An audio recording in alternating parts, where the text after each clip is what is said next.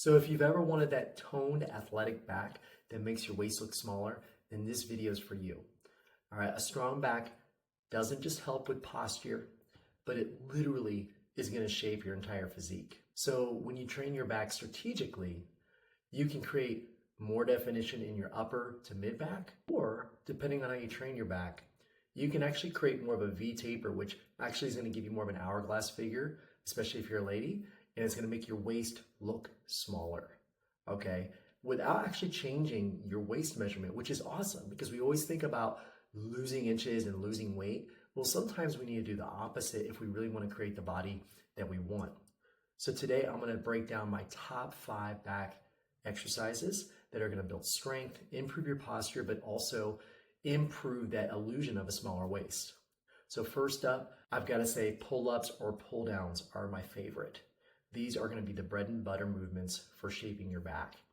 And if your goal is more of an hourglass look or a V taper, try underhand or like a neutral grip chin up like that, okay?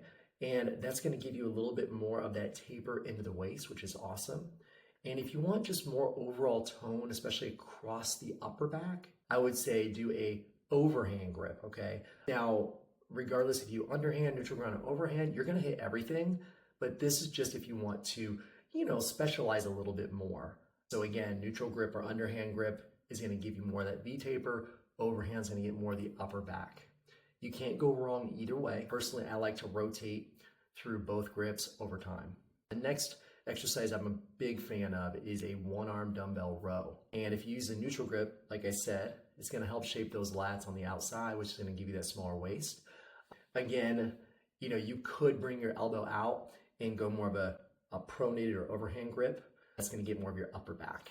But again, there's no right or wrong on that as well. I think it just depends on what you're looking for. The next one is going to be inverted rows, and you can do this either with overhand or underhand grip depending on what you're trying to do. I love this because this one is a great regression to being able to do pull-ups in the future. So if you can't do pull-ups yet, inverted rows are going to be a great option for you. And personally, I prefer the pronated grip. I just think it feels more comfortable, especially with a straight bar. So just remember when you do pronated grip or hands over, you go a little bit wider. Usually underhand grip is going to be a little bit closer, okay, or neutral grip. So that's something to keep in mind. And when you go underhand grip, right, it brings the elbows in. And if you go overhand grip, it brings the elbows out, right? And again, I think that the inverted row is probably one of the most underrated back exercises. Just people don't think to do it. They're usually doing barbell rows, cable rows, and all that kind of stuff. But I think moving your body is a great way to get a good workout. Number 4 is going to be the face pull. And this is one of my favorite exercises if we're just trying to improve posture. Most of us sit all day with our arms in front of us, where we're hunched over on our phones, right? So our arms are internally rotated. And this exercise does a complete opposite. It opens up your chest. It externally rotates your shoulders.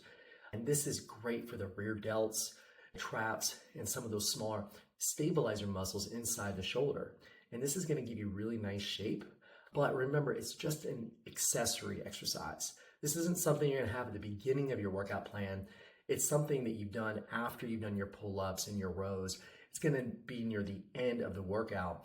And because you just can't load it very well. You can't do progressive overload as easily as you would with like a pull down, okay? So when you do those face pulls, just keep those elbows high, pull up by your forehead or your cheekbones. And I like to squeeze back here to get that nice burn back there, okay? Now the last exercise I like to do are rear delt flies. And like the face pull, this is an accessory as a finisher after you've done all the back exercises, okay? This is definitely going to add a little bit more shape and tone to the back of your shoulders, which will really balance out your shape of your shoulder and make sure it looks like you have good posture as well. Because if you have overdeveloped front delts, you want to make sure that the rear delts are developed as well, because it's going to look like your shoulders are forward, right? So we're going to pull it back a little bit. Usually with face pulls and rear delt flies, you're going to do lighter weight and higher reps generally. So that's my top 5 back exercises for creating a toned, sculpted look that's going to enhance your shape, okay? And these movements don't just make you stronger, but they improve your posture, they change your symmetry, and they're going to improve your confidence.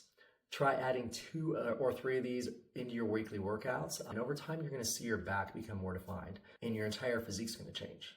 But if you found this helpful, hit that like and subscribe button for more videos like this. I try to put out 1 per week, or at least every other week if I can.